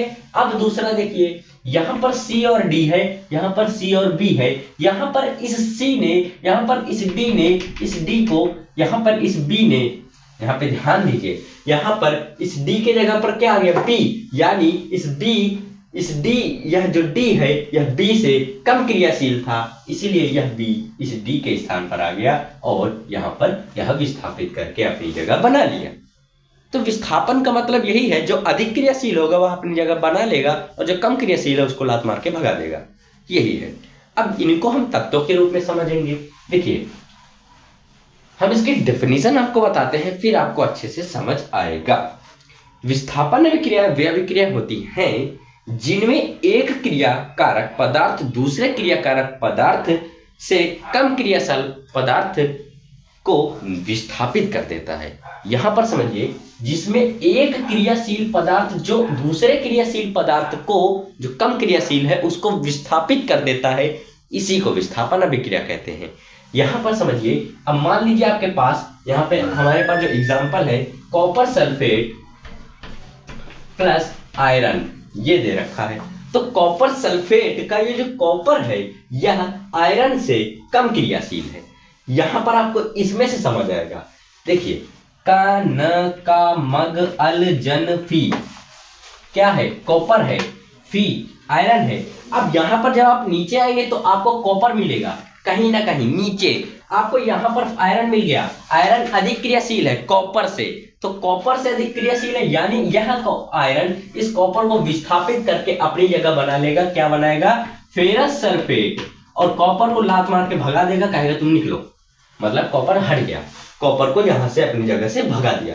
कॉपर अपने आराम से सल्फेट के साथ रह रहा था, लेकिन जैसे आयरन ने कॉपर को देखा, कहा कि ये तो कम क्रियाशील है मुझसे, तो यह सल्फेट के साथ क्या कर रहा है, इसने तुरंत कॉपर को भगा दिया लात मार के, और यहां पर कॉपर भाग चुका है और अपनी जगह आयरन ने बना ली सल्फेट के साथ। यही है विस्थापन अभिक्रिया। समझ गए अच्छी तरीके से? यहां पर ये आयरन अधिक क्रियाशील है, कॉपर आपको नीचे मिलेगा कहीं पर, तो आपको कॉपर यहाँ पे ये, जब आप ये पता कर पाएंगे, जब आपको ये याद होगा कि कौन सा अधिक क्रियाशील है, कौन सा कम क्रियाशील, तो आपको ये याद करना पड़ेगा। अब दूसरा एग्जांपल भी हम आपको लेकर दिखा देते हैं। जैसे मान लीजिए कॉपर सल्फेट है और जिंक है। अब देखिए, यहां पर आप तुरंत देखेंगे कि कॉपर सल्फेट, हमको पता है कि कॉपर नीचे आएगा और यह जिंक है। अब जिंक कॉपर को तुरंत लात मार के भगा देगा, तो यहाँ पे जिंक सल्फेट बन जाएगा और कॉपर बाहर हो जाएगा। ठीक है, अब एक आपके पास हम अभिक्रिया देते हैं कि फेरस सल्फेट प्लस कॉपर। अब बताइए यह अभिक्रिया होगी या नहीं होगी? तो आपको तुरंत देखना है, क्या फेरस सल्फेट को कॉपर भगा सकता है? नहीं भैया, क्योंकि फेरस सल्फेट, फेरस जो आयरन है वह अधिक क्रियाशील है कॉपर से, तो यह इसको नहीं भगा सकता। मानी यह इसको भगा सकता है, लेकिन यह अधिक क्रियाशील नहीं है, यह कम क्रियाशील है कॉपर आयरन से, तो यह कॉपर इस आयरन को अपनी जगह से विस्थापित नहीं कर पाएगा, यानी यह अभिक्रिया संभव ही नहीं होगी, यानी यह अभिक्रिया आगे नहीं बढ़ेगी। ठीक है, आपको विस्थापन अभिक्रिया अच्छे तरीके से पूरा समझ आ चुका होगा। तो आइए अब जो नेक्स्ट अभिक्रिया है उसके बारे में देखते हैं। तो देखिए, अब जो अभिक्रिया पढ़ेंगे वो है द्विविस्थापन अभिक्रिया। अभी तक विस्थापन अभिक्रिया पढ़ रहे थे, अब द्विविस्थापन पढ़ेंगे। द्विविस्थापन भी उसी तरीके से है। यहाँ पर वहां पर क्या हो रहा था कि अधिक क्रियाशील जो तत्व था वो कम क्रियाशील तत्व को विस्थापित कर दे रहा था, लेकिन यहाँ पर उल्टा होगा। उल्टा का मतलब वैसा ही होगा कुछ, लेकिन वहां पर तत्व के बीच हो रहा था, यहाँ पर आयन के बीच अब विनिमय होगा या चेंज होगा। आयन क्या होते हैं? कोई सा भी एक यौगिक है उसमें कोई ना कोई पॉजिटिव या निगेटिव चार्ज होगा, उदासीन भी हो सकता है। देखिए ना कैसे। अब मान लीजिए आपके पास Ag ये है, तो आपके पास सल्फेट का पता है इसका कितना चार्ज होता है, -2 चार्ज होता है, और सिल्वर का कितना होता है, पॉजिटिव होता है। तो यही चार्ज ही बताते हैं हाँ यह आयन होते हैं। और आयन को आपको पढ़ा होगा ना 9th क्लास में, तो बस वही है, 9th क्लास का ही खेल है। आपने 9th में यदि पढ़ा है अच्छे से तो फिर आपको यहाँ पर अच्छे से समझ आएगा। अब हम 9th तो पढ़ा नहीं सकते ना, यहाँ पे गलत हो जाएगा ना, गड़बड़ हो जाएगा। वही पढ़ाने लगेंगे तो ये लेक्चर का ही हो जाएगा। तो आपको पता है कि आयन के बीच जो विनिमय होगा, आयन के बीच जो चेंज होगा, वही हमारा द्विस्थापन होगा। अब आयन द्विस्थापन से मतलब ही है कि दो या दो से अधिक, या मतलब 2 आयनों के बीच होगा चेंज, विनिमय। तो कौन से वो 2 आयन होंगे वो देखिए। हम यहाँ पे अभिक्रिया लिखते हैं और आपको समझाते हैं कि कौन से वो 2 आयन होंगे। देखिए पहला है यहाँ पे Na2SO4। अब ये आपके पास एक्वस दिया है, ये हमने आपको तुरंत बताया था कि एक्वस का मतलब क्या है, यह इसका जलीय विलयन है, ठीक है। अब दूसरा आपके पास दिया है बेरियम क्लोराइड। आपको इसी तरीके से लिखना होगा। देखिए हाँ, अब यह हमें गिब्ज देगा, क्या देगा आपको पता होना चाहिए। ये हमें देगा बेरियम सल्फेट और NaCl। क्या देगा? बेरियम सल्फेट और NaCl। अब आपको अभी नहीं समझ आ रहा होगा, परंतु अब समझ आ जाएगा जब हम आपको समझाएंगे। तो देखिए यहां पर सोडियम सल्फेट के साथ है, परंतु यहां पर उत्पाद में सोडियम क्लोराइड के साथ आ गया। अभिकारक में बेरियम क्लोराइड के साथ है, उत्पाद में बेरियम सल्फेट के साथ आ गया। और जो पहला यहाँ पे देखिए, यहाँ पे मान लीजिए NaCl है, तो आपके पास जो Na है ये पहले है, ये होता है पॉजिटिव चार्ज, और जो बाद में होता है इसको बोलते हैं नेगेटिव चार्ज। तो पॉजिटिव और नेगेटिव ही दोनों को आकर्षित करके बंध बनाएंगे, पॉजिटिव और पॉजिटिव नहीं बनाएंगे, क्योंकि पॉजिटिव यदि आ जाएंगे तो एक दूसरे को प्रतिकर्षित करेंगे, रिपल्सन करेंगे, रिपल्सन वाला फोर्स लगेगा, यहाँ पे अट्रैक्शन फोर्स नहीं लगेगा। तो यहाँ पर अगर हम इसका देखें तो ये पॉजिटिव चार्ज होता है, यह नेगेटिव डबल चार्ज होता है, यह पॉजिटिव 2 चार्ज होता है, यह नेगेटिव चार्ज होता है, यह पॉजिटिव 2 चार्ज होता है, यह नेगेटिव चार्ज होता है, यह पॉजिटिव चार्ज होता है, यह नेगेटिव चार्ज होता है। अब यहाँ पे क्या हुआ, यह वाला बेरियम यह वाले सल्फेट के साथ मिल गया। तो यहाँ पे देखिए बेरियम ये आया, कौन सा चार्ज था, पॉजिटिव 2, और सल्फेट कौन सा चार्ज था, नेगेटिव -2। तो यह वाला पॉजिटिव 2, यह वाला नेगेटिव 2, ये दोनों को एक दूसरे को खत्म कर देंगे और आपस में मिलकर बन जाएंगे बेरियम सल्फेट। और यही तो बना है ना बेरियम सल्फेट।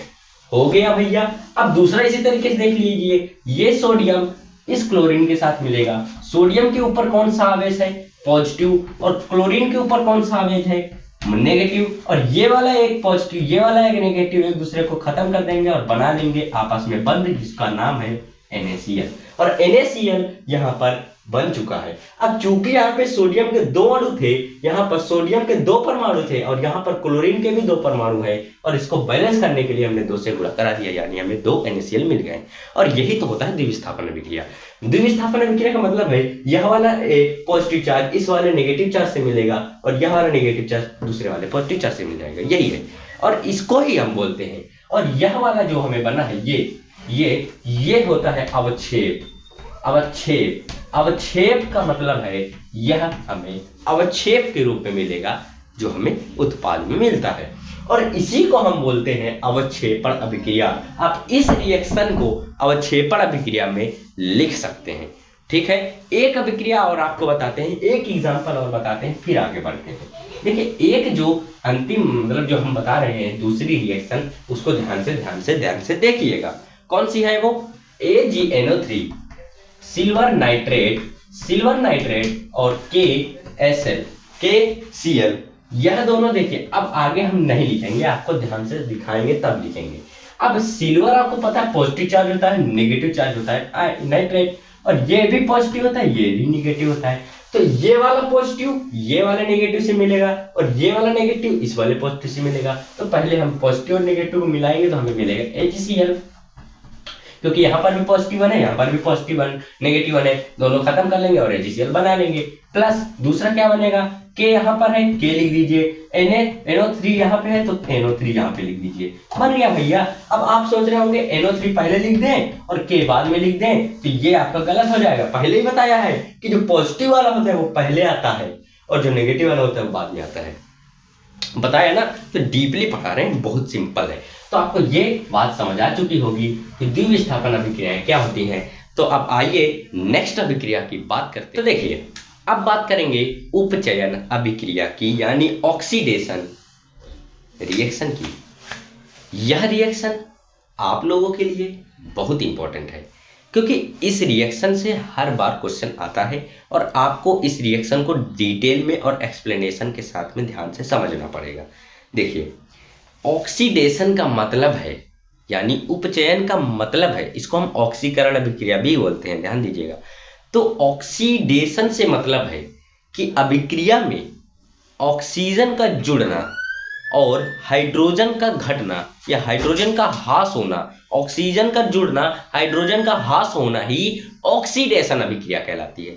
ये बात तो आप समझ गए, लेकिन दूसरी बात जब हम आपको बाद में पढ़ाएंगे, यानी अभी बताएंगे, तो उसको भी आप समझेंगे। पहले ये समझ लेते हैं जो भी हमने आपको बताया। क्या बताया, जिस अभिक्रिया में ऑक्सीजन जुड़ती है तो, और जिस अभिक्रिया में ऑक्सीजन जुड़ती है और हाइड्रोजन हटता है, उसको बोलते हैं ऑक्सीडेशन रिएक्शन। तो oxygen plus and hydrogen minus, ये होता है उपचयन अभिक्रिया, यानी ऑक्सीकरण अभिक्रिया। अब इसमें हम आपको एक एग्जांपल देके बताते हैं। जैसे कि आपने पहले संयोजन अभिक्रिया में ये वाला एग्जांपल हमने आपको दिया था, तो आप इसमें लिख सकते हैं, क्योंकि यहाँ पर आपको समझ आ रहा है कि यहाँ पर क्या हो रहा है, ऑक्सीजन अभिक्रिया में जुड़ रही है, यानी ऑक्सीडेशन हो रहा है, ऑक्सीकरण हो रहा है। अब दूसरी बात समझिए, अब यहाँ पे आपको कहीं कहीं उदासीन रूप से यौगिक दे देंगे और कह देंगे हाँ ये तो हम समझ जाएंगे आसानी से, यदि ऑक्सीजन जुड़ रहा है तो ऑक्सीडेशन है, यदि ऑक्सीजन हट रहा है तो रिडक्शन है। बताएंगे ना रिडक्शन क्या होता है बाद में। तो आपको यहाँ पर यदि आयन दे दे, आयन समझ रहे हैं, जहां पर आपको पता चल जाए कि Mg+2 प्लस ऑक्सीडेशन -2 और MgO, ये ध्यान दीजिए, यहां पर Mg2 प्लस है और यहां पर उदासीन है, यहां पर Mg2 प्लस है, यहां पर उदासीन है। और आपको पता होना चाहिए जब भी किसी परमाणु में प्लस का चार्ज आता है तो वहां पर इलेक्ट्रॉन की कमी होती है, इलेक्ट्रॉन की कमी होती है, यानी यह इलेक्ट्रॉन त्याग कर चुका है, यानी यह इलेक्ट्रॉन त्याग कर चुका है। और जहां पर भी इलेक्ट्रॉन त्याग होता है, जहां पर भी इलेक्ट्रॉन का त्याग होता है, वहां पर उपचयन अभिक्रिया होती है, ये बात ध्यान रखिएगा। और उपचयन अभिक्रिया में इलेक्ट्रॉन का त्याग होता है, ये ध्यान रखिएगा। आप लिख के आएंगे तो आपका जो इंप्रेशन पड़ेगा एग्जामिनर पर बहुत अच्छा पढ़ने वाला है। ये बात आप कान खोलकर सुन लीजिएगा और अच्छे से अपने जहन में बिठा लीजिएगा। तो इतनी बात हमने आपको बता दी उपचयन अभिक्रिया के बारे में। तो बहुत सिंपल है, कुछ है नहीं। ऑक्सीजन जुड़ेगा, हाइड्रोजन हटेगा, तो ये हमारी उपचयन अभिक्रिया है। और यदि इलेक्ट्रॉन का त्याग हो रहा है तो उपचयन अभिक्रिया यानी ऑक्सीकरण अभिक्रिया है। अब इसी में आपसे पूछ सकता है कि ऑक्सीकारक कौन सा है और उपचायक कौन सा है, तो इसको हम बाद में बताएंगे जब आपको उपचयन अभिक्रिया यानी अपचयन अभिक्रिया भी बता देंगे। तो उसको पहले बताते हैं जिसका नंबर है हमारा 6। तो देखिए, अपचयन अभिक्रिया वो कौन सी थी, उपचयन अभिक्रिया। तो अब हम बात करेंगे अपचयन अभिक्रिया के बारे में। उसमें क्या था, ऑक्सीजन जुड़ रहा था लेकिन यहां पर ऑक्सीजन घटेगा एंड हाइड्रोजन जुड़ेगा। उसमें ऑक्सीजन घट रहा था और इसमें हाइड्रोजन, मतलब उसमें ऑक्सीजन जुड़ रहा था और इसमें ऑक्सीजन घट रहा है। तो यही है, उल्टा हो जाता है बस, और कुछ नहीं है। वहां पर इलेक्ट्रॉन का त्याग हो रहा था, यहाँ पर इलेक्ट्रॉन का ग्रहण होगा, ये भी ध्यान दीजिए। इलेक्ट्रॉन का ग्रहण होगा। अब ग्रहण किस तरीके से होगा बताएंगे यार, बस सिंपल सी बात है, आप समझ कर लीजिए। अब एक एग्जांपल लेते हैं, एक अभिक्रिया लेते हैं, वो एक समीकरण लिखते हैं और आपको समझ आ जाएगा। कौन सी वह समीकरण होगी जो आपको समझ आनी चाहिए? वह समीकरण है कॉपर ऑक्साइड, ये हमारा होगा सॉलिड स्टेट में, प्लस अब हम इसमें जोड़ देंगे क्या? Hydrogen gas. तो आप जैसे ही इसमें हाइड्रोजन गैस जोड़ेंगे तो आपको मिलेगा क्या? देखिए ये कॉपर है, ये हाइड्रोजन है, हाइड्रोजन और ऑक्सीजन मिलकर के जल बना लेंगे और कॉपर अकेला बच जाएगा और यहाँ पे हाइड्रोजन जल बना लेगा। इस तरीके से ये रिएक्शन होने वाली है। अब आपको पता है कॉपर जो होगा आपका सॉलिड स्टेट में होगा और लिक्विड स्टेट में आपका जल होगा। अब देखिए यहाँ पर ऑक्सीजन जुड़ा हुआ था, लेकिन जब हमने उत्पाद में देखा तो ऑक्सीजन हाइड्रोजन के साथ जुड़ा है। जब हमने अभिकारक में देखा तो ऑक्सीजन कॉपर के साथ जुड़ा है, लेकिन जब हमने उत्पाद में देखा तो ऑक्सीजन हाइड्रोजन के साथ जुड़ा है। यानी कॉपर से ऑक्सीजन हट करके हाइड्रोजन के साथ चला गया, हाइड्रोजन के साथ चला गया, यानी क्या हुआ? ऑक्सीजन हट गया ना, ऑक्सीजन का ह्रास हो गया। और यहां पर हाइड्रोजन था, हाइड्रोजन किसके साथ जुड़ गया? ऑक्सीजन के साथ, यानी हाइड्रोजन का जुड़ना हो रहा है। दोनों बात सत्य हो रही है और यहीं पर हम बोल देते हैं क्या कि यहां पर हमारा क्या हो रहा है? अपचयन हो रहा है। अब इलेक्ट्रॉन ग्रहण वाली बात है तो यहां पर ध्यान दीजिए, ये यहाँ पे 0 अवशेषित है और यहाँ पे +2 हो जाएगा। क्यों हो जाएगा? पता होना चाहिए यार, ये सब 9th की बातें हैं, पता होना चाहिए। तो ये 0 है, 0 क्यों है? क्योंकि ये उदासीन परमाणु है, उदासीन यौगिक है और यह आयन हो जाएगा। आयन हो जाएगा क्यों? क्योंकि यहाँ पर अकेला है और जब भी कोई अकेला होता है तो पता ही होता है ना अकेला किस तरीके से बेचारा होता है। तो यौगिक जो है वो उदासीन था, उदासीन, यहाँ पर इलेक्ट्रॉन भरपूर थे, इलेक्ट्रॉन दोनों मिलकर के संपूर्ण थे, लेकिन यहाँ पर इलेक्ट्रॉन पॉजिटिव चार्ज का मतलब है कि इलेक्ट्रॉन की कमी है। और जब भी अधिक से कमी होती है, जब भी अधिक से कमी होती है, जब भी अधिक से कमी होती है, यानी इलेक्ट्रॉन का ग्रहण हो रहा है। अब अगर हम इसको पॉजिटिव चार्ज और नेगेटिव चार्ज के रूप में तोड़ के भी देखें तो यहाँ पर ये पॉजिटिव चार्ज था और अगर हम इसको हटा दें तो यहाँ पर ये हमारा अकेला परमाणु बच चुका है और ये उदासीन है। जब दोनों मिलके रहते हैं तो यहाँ पर दोनों कुछ ना कुछ साझा करेंगे। ये पॉजिटिव चार्ज से नेगेटिव हो रहा है, मतलब उदासीन हो रहा है। कमी से यहाँ पे इलेक्ट्रॉन की कमी थी और यहाँ पे इलेक्ट्रॉन मिल रहे हैं, यानी इलेक्ट्रॉन का यहाँ पे ग्रहण हो रहा है। अभिकारक से जब उत्पाद बन रहा है इलेक्ट्रॉन का ग्रहण हो रहा है और जहां पर भी इलेक्ट्रॉन का ग्रहण होता है वह अभिक्रिया कहलाती है अपचयन अभिक्रिया। बात समझ आ चुकी है? सिंपल है। अब देखिए यहाँ पर जब आप बात समझ चुके हैं अभिक्रिया में ऑक्सीकरण और अपचयन अभिक्रिया के बारे में, तो अब जानेंगे यहाँ पे ऑक्सीकारक और अपचायक क्या होता है। तो देखिए ऑक्सीकारक का मतलब है जहां पर जिसका ऑक्सीकरण हो रहा हो। ऑक्सीकारक का मतलब है जिसका अपचयन हो रहा हो, अपचयन होना। जिस पदार्थ का अपचयन होता है वही पदार्थ हमारा ऑक्सीकारक कहलाता है और जिस पदार्थ का उपचयन होता है यानी ऑक्सीकरण होता है वह पदार्थ हमारा अपचयक कहलाता है। उल्टा होता है, ध्यान दीजिएगा। जिस पदार्थ का ऑक्सीकरण होगा वह हमारा अपचयक कहलाएगा या उपचयन होगा अपचयक कहलाएगा और जिसका अपचयन होगा वह ऑक्सीकारक कहलाएगा। अब एक एग्जांपल लेते हैं और उससे आप लोगों को समझाने की कोशिश करते हैं। अब देखिए ध्यान से, copper oxide plus hydrogen gas ये हमने लिया और ये हमको देगा क्या? ध्यान दीजिएगा, ये हमें देगा कॉपर और H2O, जैसा कि अभी हमने आपको बताया था। अब देखिए यहाँ पर ये कॉपर ऑक्साइड है, यहाँ पर कॉपर अकेले बच रहा है, तो कॉपर ऑक्साइड से अकेला कॉपर बच रहा है, यानी यहाँ पर ऑक्सीजन का ह्रास हो रहा है। अब जहां पर ऑक्सीजन का ह्रास होता है, ऑक्सीजन का ह्रास होता है, ये नेगेटिव साइन बता रहा है, ह्रास होता है, वहां पर क्या होता है? अपचयन अभिक्रिया होती है। जहां पर ऑक्सीजन का ह्रास होता है वहां पर कौन सी अभिक्रिया होती है? अपचयन अभिक्रिया होती है। तो अपचयन अभिक्रिया, जिसका अपचयन हो रहा है, इसका अपचयन हो रहा है, इसका अपचयन हो रहा है, यानी यह क्या है?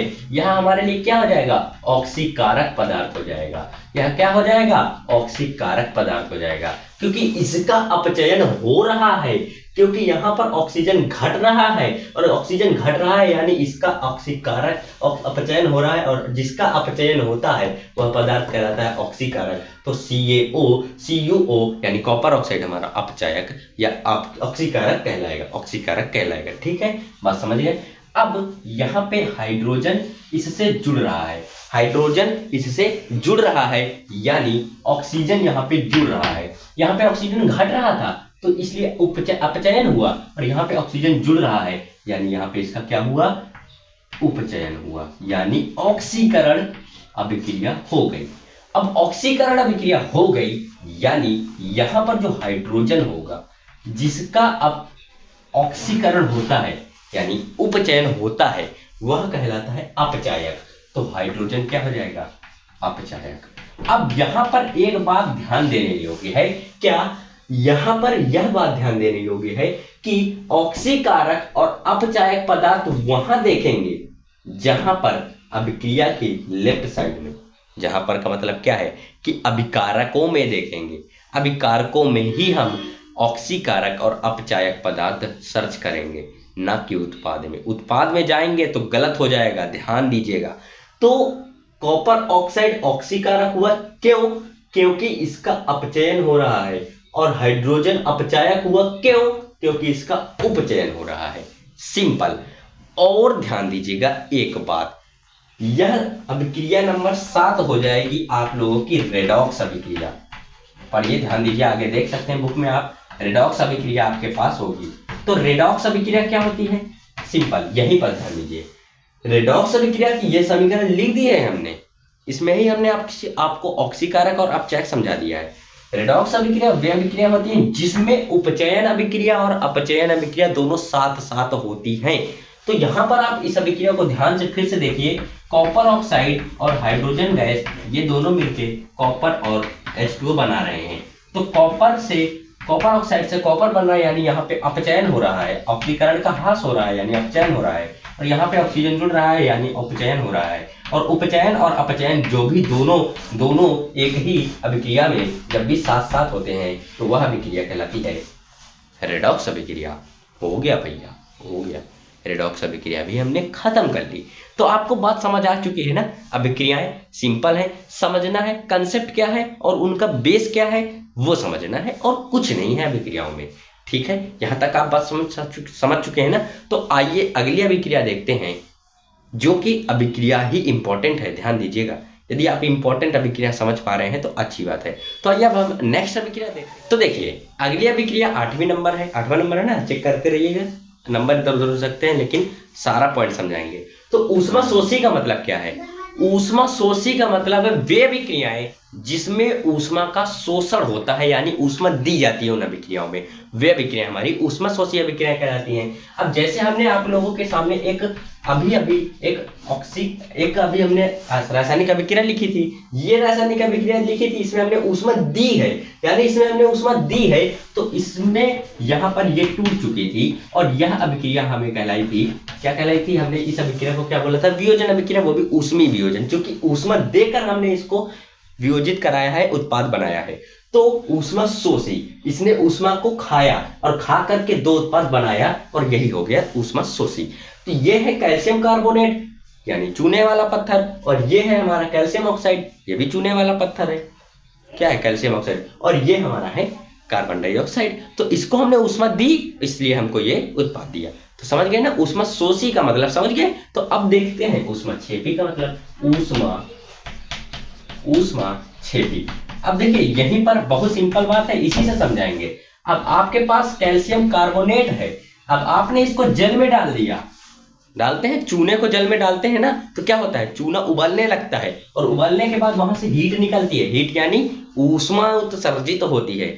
जहां पर ऊष्मा का उत्सर्जन होगा वह ऊष्मा क्षेपी अभिक्रिया कहलाएगी, और जहां पर ऊष्मा का अवशोषण होगा वह ऊष्मा शोषी अभिक्रिया कहलाएगी। तो यहाँ पर ये कैल्शियम कार्बोनेट था, इसमें हमने जल डाला तो हमें मिला कैल्शियम हाइड्रोक्साइड।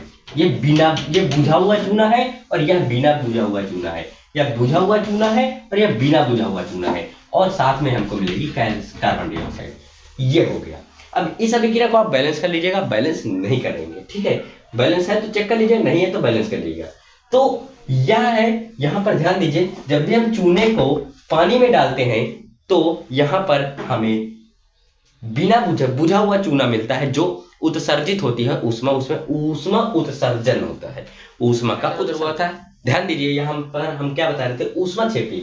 ऊष्मा क्षेपी का मतलब है जहां पे उन अभिक्रियाओं में जहां पर ऊष्मा का क्षेपण होता है, यानी उत्सर्जित होती है ऊष्मा।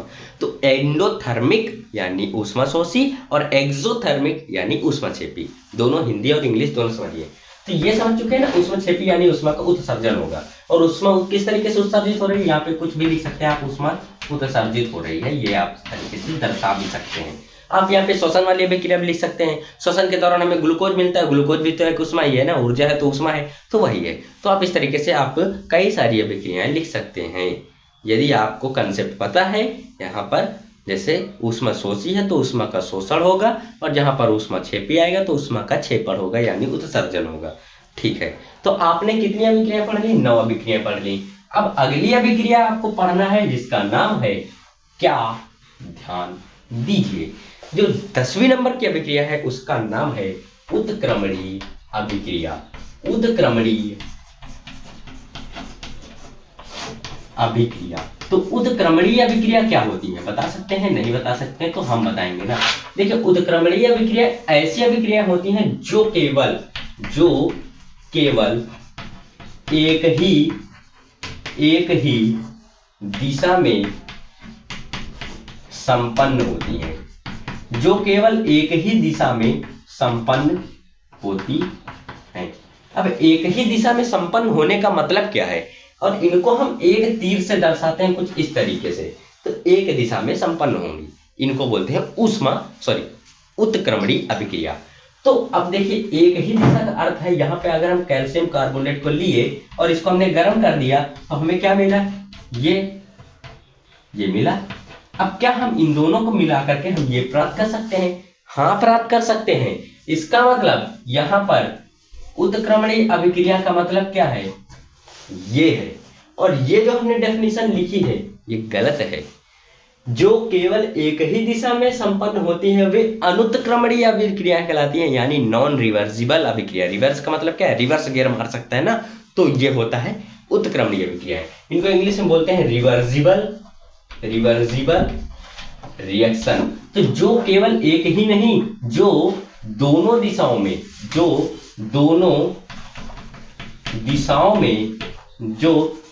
दिशाओं में संपन्न होती हैं, आप इस तरीके से भी लिख सकते हैं। तो दोनों दिशाओं में संपन्न होती हैं वे हमारी कौन सी अभिक्रिया कहलाती है, उत्क्रमणीय अभिक्रिया, यानी रिवर्सिबल अभिक्रिया, रिवर्सिबल रिएक्शन। तो यहाँ पे ये हमारे पास कैल्शियम कार्बोनेट था, इसको हमने गर्म किया और गर्म करने के बाद हमें मिला कैल्शियम ऑक्साइड और कार्बन डाइऑक्साइड। अगर हम इन दोनों को फिर से मिला देते हैं तो हमें ये मिल सकता है। ठीक है, यही तो बात हमने बताई थी। अब जैसे मान लीजिए आपके पास मैग्नीशियम है, इसको हमने ऑक्सीजन के साथ मिलाया और हमें मैग्नीशियम ऑक्साइड मिल गया। तो यहाँ पर अगर हम ध्यान दें तो हम इससे ये भी प्राप्त कर सकते हैं और इससे ये भी प्राप्त कर सकते हैं। दूसरी अभिक्रिया ध्यान दीजिए, अगर आपके पास हाइड्रोजन और ऑक्सीजन है तो हम हाइड्रोजन ऑक्सीजन को मिला करके जल भी प्राप्त कर सकते हैं और जल से हम हाइड्रोजन ऑक्सीजन भी प्राप्त कर सकते हैं। इसको मिलाना कहेगा संयोजन अभिक्रिया और इससे इसको मिलाना कहेगा विद्युत अपघटनीय अभिक्रिया, यानी वियोजन अभिक्रिया का प्रकार था ना तीसरा वाला, वही है। तो इतना ही है और कुछ है नहीं। अब यहाँ पे रिवर्सिबल अभिक्रिया या रिवर्सिबल रिएक्शन आप समझ चुके हैं कि जो दोनों दिशाओं में संपन्न होते हैं, यानी इधर से भी इधर से इधर जा सके और इधर से इधर आ सके, ये होती है उत्क्रमणीय अभिक्रिया। अब अनुत्क्रमणीय अभिक्रिया का मतलब यहाँ पे समझ लीजिए, यानी नॉन रिवर्सिबल अभिक्रिया का मतलब समझ लीजिए। नॉन रिवर्सिबल का मतलब ये होता है कि एक ही दिशा में जो संपन्न होती है। अब अनुत्क्रमणीय अभिक्रिया, यहाँ पे बस अनुत लग जाएगा और हिंदी में थोड़ा अलग होता है, अनुत्क्रमणीय अभिक्रिया यानी नॉन रिवर्सिबल। तो नॉन रिवर्सिबल रिएक्शन जो ओनली या केवल एक ही दिशा में संपन्न होती है। अब जो केवल एक ही दिशा में संपन्न होगी वो होगा, जो केवल एक ही दिशा में संपन्न होगी। अब एग्जाम्पल से समझिए, एग्जाम्पल कौन सा हम लेते हैं, ध्यान से। अब आपके पास एग्जाम्पल है कॉपर सल्फेट और आयरन। अब हमने इसको इस तरीके से मिलाया, हमको पता है कि ये अधिक क्रियाशील है कॉपर से, तो ये विस्थापित कर देगा तो फेरस सल्फेट बना लेगा और फिर कॉपर को बाहर भगा देगा। अब क्या हो सकता है कि कॉपर अपनी जगह फिर से चला जाए? नहीं भैया, क्योंकि यह कॉपर इस फेरस से कम क्रियाशील है और कम क्रियाशील अधिक क्रियाशील को विस्थापित नहीं कर सकता, इसलिए यहां पर यह रिएक्शन रिवर्स नहीं होगी। और यहीं पर बात हमारी खत्म हो जाती है कि यह दिशा, यह विक्रिया एक ही दिशा में संपन्न हो रही है। एक दिशा का मतलब है हम इसको इस तरीके से दर्शाएंगे अनुत्क्रमणी में, और उत्क्रमणी में हम उन अभिक्रियाओं को इस तरीके से दर्शाएंगे। मतलब क्या है कि हम इस दिशा में भी जा सकते हैं और इस तीर का मतलब है हम इस दिशा में भी आ सकते हैं। इस दिशा का मतलब है अभिकारक से हम उत्पाद की ओर जा सकते हैं और इधर का मतलब है हम उत्पाद से अभिकारक भी प्राप्त कर सकते हैं। यही है और कुछ है नहीं। तो आपको यहाँ पर हमने अभिक्रियाओं के प्रकार बहुत ही डिटेल में, जितना आपके सिलेबस में है उससे भी कहीं ज्यादा हमने आपको बताया है। तो आप लोग यहाँ पर यह मत सोचिएगा कि हमें यहाँ पर भैया ने क्वेश्चन बताए, मतलब अभिक्रियाएं बताई, उनके एग्जाम्पल भी हमने भर भर के दिए हैं, तभी आपको समझ आ रहा होगा, इतना समय लगा है। तो आपको यहाँ पर अभिक्रियाओं के प्रकार समझ आ गए हैं। यदि समझ आए हैं तो कमेंट करके बताइएगा कि कैसी आपको समझ आई है। जो भी नहीं समझ आई है कमेंट करके बताइएगा, हम आपको समझाने का प्रयास करेंगे दोबारा से। तो अब यहाँ पर हमारा यह चैप्टर अंतिम कगार पर आता है। अब कुछ गिने चुने जो 3 टॉपिक है उनको समझते हैं और इस चैप्टर को खल्लास बोलते हैं, वन शॉट में खत्म बोलते हैं। Tata bye bye. तो अगला कौन सा टॉपिक है देखिए, तो देखिए संक्षारण बहुत इंपॉर्टेंट है, यह मार्क कर लीजिएगा, इंपॉर्टेंट बहुत ज्यादा है। ये आपके एग्जाम में बहुत बार पूछा जा चुका है। संक्षारण यानी कोरोजन क्या होता है, तो इसको समझने के लिए आपको पता है संक्षारण, जैसे लोहे में जंग लगना वो भी संक्षारण है। किसी भी वस्तु, किसी भी धातु, किसी भी मेटल का यदि संक्षारण हो रहा है, यह वह खराब हो रही है, वायु में उपस्थित या जल में उपस्थित किसी भी अणु के द्वारा वह खाई जा रही है, तो इसका मतलब ही है संक्षारण। तो संक्षारण क्या है? जब कोई धातु अपने आसपास के आर्द्र, नमी, वायु ऐसे वातावरण में संपर्क आती है तो वह संक्षारित हो जाती है, और संक्षारित होने के इसी गुण को हम संक्षारण कहते हैं। संक्षारण एक हमारे लिए हानिदायक प्रक्रिया हो सकती है या होती ही है, तो संक्षारण हमारे लिए हानिकारक प्रक्रिया है। अब इससे बचने के लिए हम कौन कौन से उपाय करते हैं? तो इससे बचने के लिए जैसे लोहे के दरवाजे होते हैं उनमें पेंट कर देते हैं, लकड़ी के दरवाजे होते हैं उनमें पेंट कर देते हैं, तो पेंट की एक लेयर चढ़ा देते हैं जिससे वह संक्षारण रुक जाता है। अधिक समय तक लोहा रखा रहेगा, यदि वह आर्द्रता, नमी, वायु की उपस्थिति में यह संपर्क में आता है तो संक्षारित होने लगती है और उसमें जंग लग जाता है, ये होता है। तो जंग लगने का भी आपके एग्जाम में क्वेश्चन आता है। तो जंग लगने का आपके एग्जाम में क्वेश्चन कौन सा आएगा? अभिक्रिया आपको पता होनी चाहिए जंग लगने की कौन सी होती है। आपको पता है आयरन यानी फेरस, इस तरीके से Fe को दर्शाएंगे, और यहाँ पर 3/2 अणु आपको लेने हैं ऑक्सीजन के, और यहाँ पर आपको प्लस कर देने हैं XH2O। अब XH2O का मतलब है कई सारे अणु यहाँ पर हाइड्रोजन या जल के हो सकते हैं, ठीक है। अब इसको जब हम आपको अभिक्रिया करा के दिखाएंगे तो आपके पास बनेगा Fe2O3.XH2O। अब देखिए Fe2 यहां पर ध्यान दीजिए, Fe2O3.XH2O ही है जंग का सूत्र। इसको बोलते हैं जल योजित फेरिक ऑक्साइड। इसको क्या बोलते हैं? जल योजित फेरिक ऑक्साइड। अब देखिए जल योजित फेरिक ऑक्साइड क्यों बोला? फेरिक ऑक्साइड ये है, अब यह किससे मिला है? जल से, तो जल योजित फेरिक ऑक्साइड, और इसी को हम बोलते हैं जंग।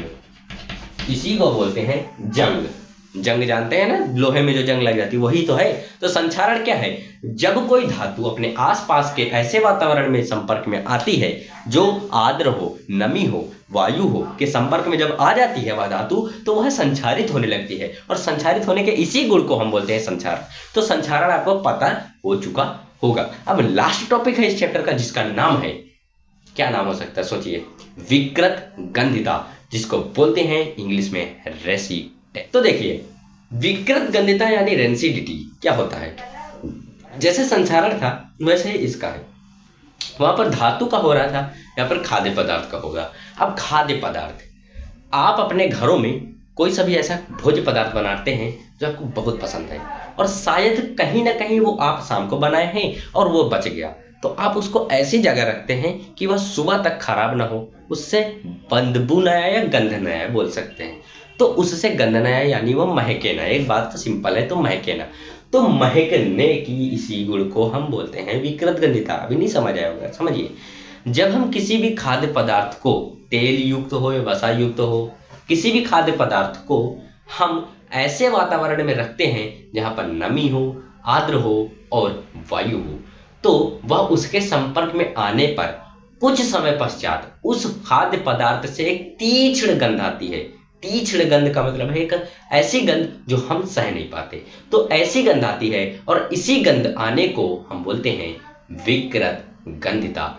विकृत गंधिता बोलते हैं, यानी उस खाने का ऑक्सीकरण हो चुका है। संक्षारण एक ऑक्सीकरण प्रक्रिया है, क्योंकि वह ऑक्सीजन के साथ मिलता है और जंग लग जाता है, तो उसी प्रकार ऑक्सीकरण प्रक्रिया ही विकृत गंधिता प्रक्रिया है। तो विकृत गंधिता समझ आया ना, कि जब भी कोई खाद्य पदार्थ वायु के माध्यम में आएगा और तो माध्यम के आने के पश्चात वह खाद्य पदार्थ एक गंध देगा, जो गंध होगी तीक्ष्ण यानी बदबूदार, और वह गंध हमसे संभाली न जाएगी और उसी गंध के चलते यहाँ पर विकृत गंधिता का निर्माण होता है।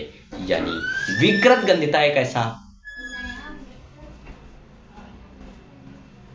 मोबाइल ने हैंग किया है, ऐसे ही है, अटक गए थे, मोबाइल ने हैंग किया है, ऐसा है। तो विकृत गंधिता क्या है? खाद्य पदार्थ का ऑक्सीकरण है। क्या है? खाद्य पदार्थ का ऑक्सीकरण होना।